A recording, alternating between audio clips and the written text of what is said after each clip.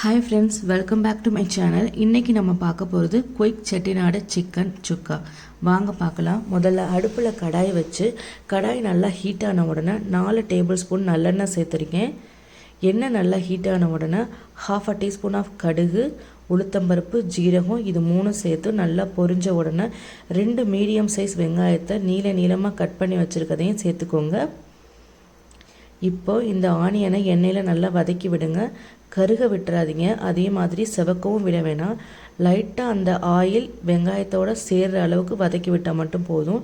இதுக்கப்புறம் ஒரு 25 காஞ்ச மிளகாயை நல்லா பாதியாக பிச்சு வச்சுருக்கேன். இதையும் இந்த ஆயிலில் சேர்த்து நல்லா வதக்கிக்கோங்க. இதுதான் சிக்கன் சுக்காவில் மெயின், அதாவது நல்ல காரம் கொடுக்கும்.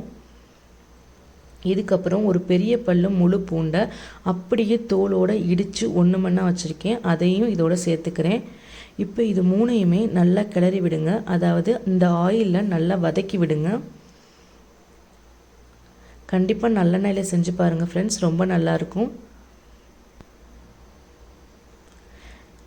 இப்போ வதக்கி விட்டதுக்கப்புறம் சிக்கன், அதாவது நான் இன்றைக்கி 1/2 kg போன்லெஸ் சிக்கன் எடுத்திருக்கேன். இதை மஞ்சத்தூள் போட்டு கழுவி நல்லா அதாவது 1/4 teaspoon of chilli powder, 1/4 teaspoon of turmeric போட்டு 10 நிமிஷம் மேரினேட் பண்ணி வச்சு இதையும் அந்த ஆனியனோட சேர்த்துக்கிறேன். இப்போது ஒரு 5 நிமிஷம் கழித்து பார்த்தீங்க அப்படின்னா இந்த மாதிரி சிக்கனில் அந்த தண்ணி எல்லாம் வெளியே வந்திருக்கும்.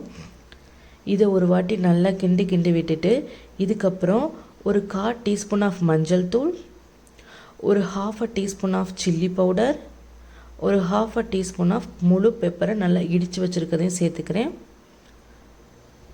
நல்லா கிண்டி விட்டுக்கோங்க. தேவையான அளவுக்கு உப்பு சேர்த்துக்கோங்க. இப்போ நல்லா கிண்டி விட்டு ஒரு 10 நிமிஷம் வேக விட்டீங்க அப்படின்னா ரொம்ப சூப்பராக எண்ணெய் பிரிஞ்சு நம்ம சிக்கன் சுக்கா ரெடி ஆயிரும். இப்போ சூடான சிக்கன் சுக்காவில் கொத்தமல்லி இலை தூவி சூப்பராக பரிமாறி சாப்பிட்டு பாருங்கள். அதாவது சூடான ரசம் சாதம், சாம்பார் சாதம், தயிர் சாதத்தோடலாம் ரொம்ப சூப்பராக இருக்கும் ஃப்ரெண்ட்ஸ். கண்டிப்பாக ட்ரை பண்ணுங்கள். ஐ ஹோப் உங்கள் எல்லாருக்கும் இது பிடிச்சிருக்குன்னு நம்புகிறேன். உங்களுக்கு இன்னும் நம்ம சேனலில் இந்த மாதிரி நிறையா ரெசிபீஸ் வேணும் அப்படின்னு நீங்கள் நினச்சிங்க அப்படின்னா கண்டிப்பாக சப்போர்ட் பண்ணுங்கள். அதாவது லைக் பண்ணுங்கள், ஷேர் பண்ணுங்கள், சப்ஸ்கிரைப் பண்ணுங்கள். தேங்க்யூ.